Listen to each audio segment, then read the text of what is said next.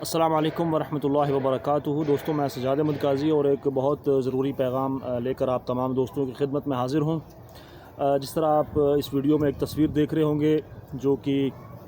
Hamdard human welfare society Jammu and Kashmir, جو کہ تحصیل سرن کوٹ میں نہیں بلکہ پورے ضلع میں بہت اچھی خدمات انجام دے رہی ہے، اور پچھلے عرصے میں ان لوگوں نے بہت اچھا کام کیا، چاہے وہ آپ لاک ڈاؤن کی صورتحال دیکھ لیں یا پھر اس کے علاوہ جہاں پر بھی انہوں نے دیکھا یا کسی نے ان کو انفارم کیا کہ وہاں پر لوگوں کو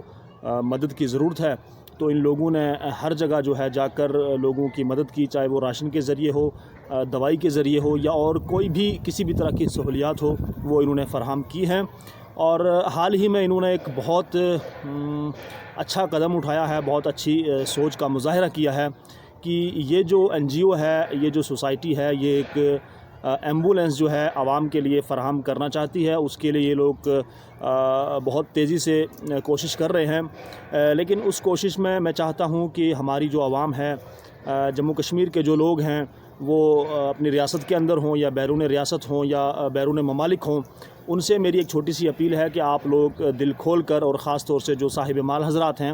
وہ اس میں ان کا بھرپور تعاون کریں، اور ان کا جو سوچ ہے، ان کا جو قدم نیا اٹھایا گیا ہے وہ یہ ہے کہ یہ ایک ایمبولینس جو ہے عوام کے لیے فراہم کرنا چاہتے ہیں، جو فری سروس ہوگی۔